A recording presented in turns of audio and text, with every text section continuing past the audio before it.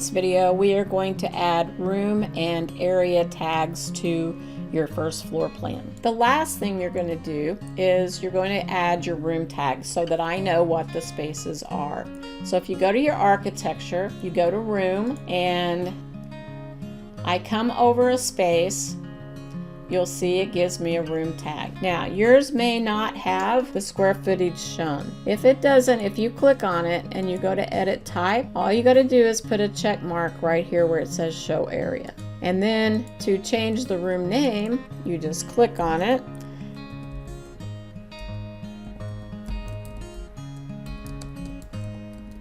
Make sure you spell them correctly, and then you're going to put room numbers in here. And this floor is your main level, so they are going to start with 100. So like this would be 100, 101, 102, 103. You got to do corridors, etc. So that's how you're going to do that. And then you're going to look at that square footage and you're going to compare it to the program and make sure you fall within 10% above or below. That's going to help you a whole lot. Once you get this first level all laid out, you need to do the area of that floor. I'm going to go to my area up here under architecture, and I'm going to go to area plan, and it's going to take me and ask me which floor I want to go to, and I'm going to go to my first floor, and it says automatically create area boundary lines associated with all external walls, and I'm going to say yes because that makes it easier. Now in your square footage, your garage is not counted. You need to delete these purple lines that are in here, and then you're going to come in and copy another line from here to,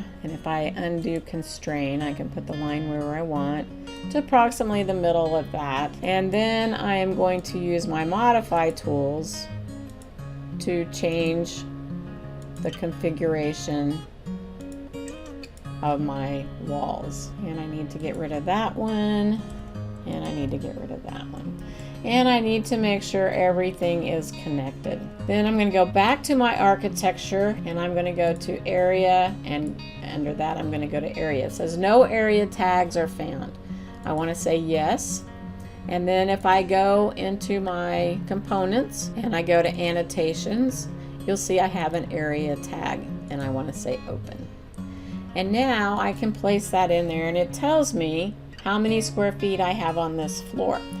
And with what my basement and my second level look like, I'm probably going to be a little bit close to being over the square footage.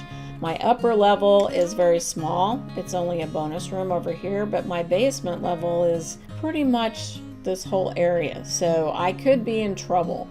So I might have to come in and start shrinking some things at some point.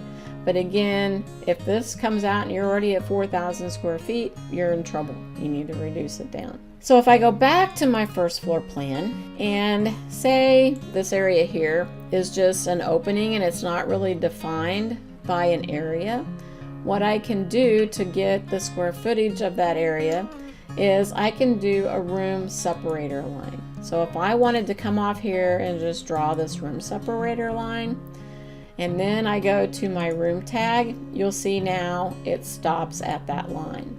If I don't have that line there, when I put my room in, it picks up this whole area because there's nothing blocking it off. So again, you may need to use a room separator line to do that. In the last video, we are going to wrap things up and discuss the assignment submission.